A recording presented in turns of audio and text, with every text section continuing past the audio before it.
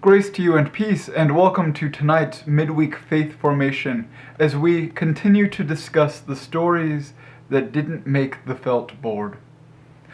A lot of us know the basics about the Exodus, how Moses led the Hebrews out of slavery into freedom.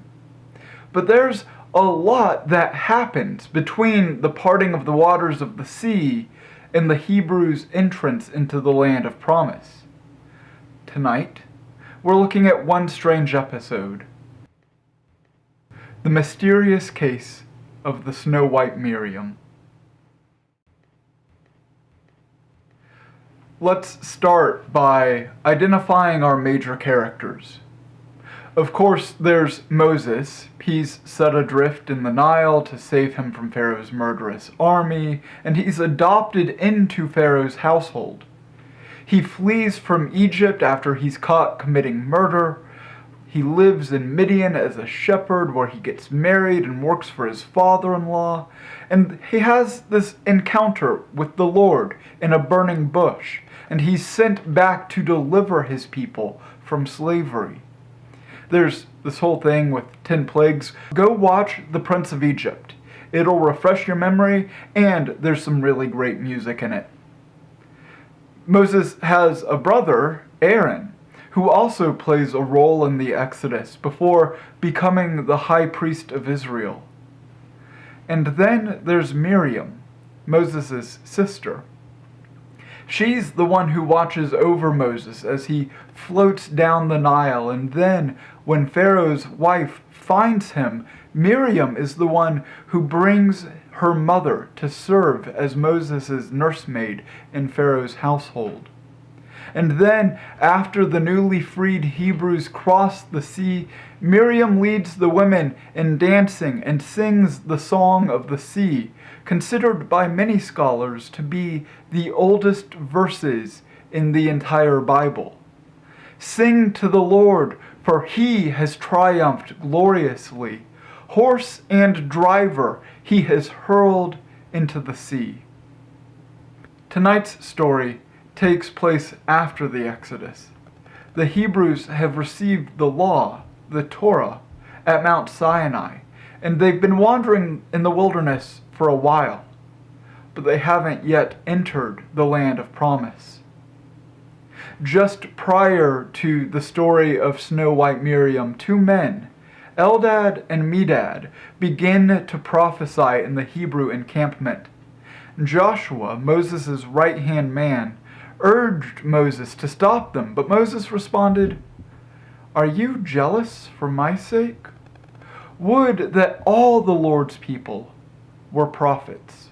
Stuck in the wilderness for decades, Aaron and Miriam begin to grumble about Moses' leadership. The text is a bit unclear. It says they grumbled because of the Cushite woman that Moses had married.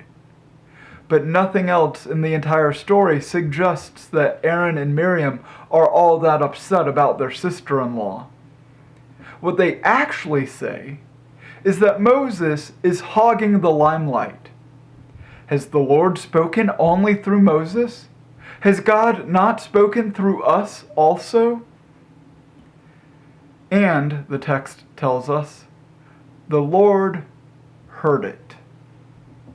God calls the three squabbling siblings to the tent of meeting and appears before them in a pillar of cloud, the same way the Hebrews have been led through the wilderness. And speaking out of this pillar, the Lord says, "I speak to prophets in dreams and visions, but not so with Moses. He's different. I trust him more. And so I speak to him face to face, instead of through cryptic riddles. He has seen my very form." You would think that a divine talking to was bad enough, that would be enough punishment to set Miriam and Aaron straight. But then Miriam is stricken with a skin disorder, usually translated as leprosy, and for sake of ease I'm going to keep calling it leprosy, but we should note that it is not the disease that we call leprosy today.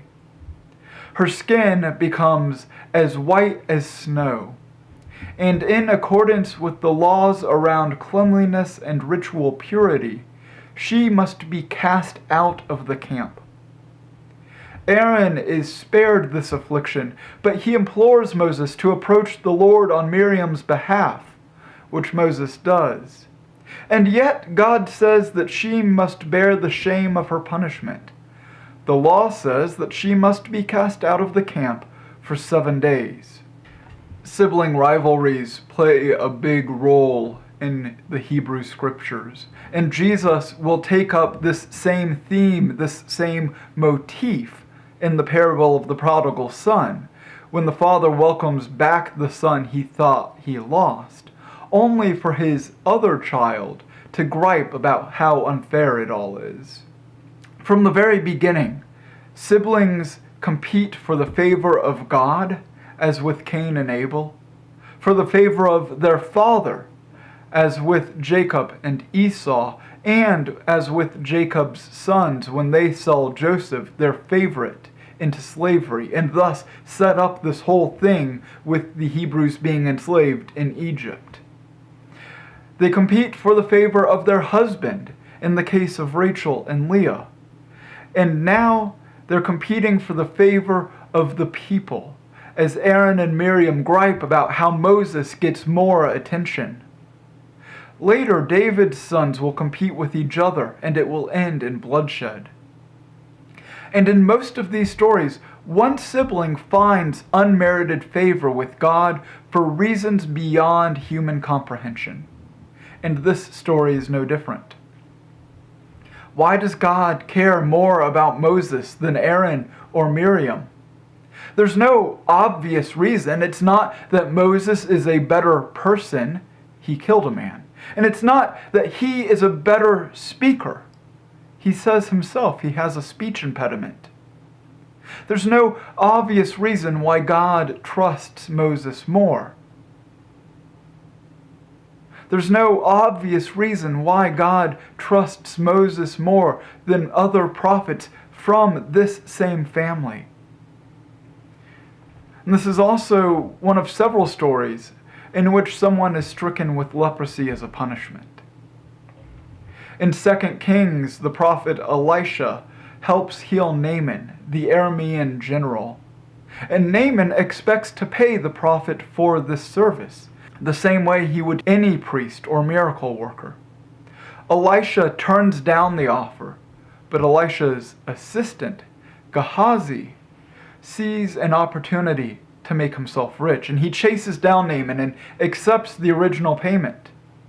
But when he returns, Elisha says, "Gehazi, where were you?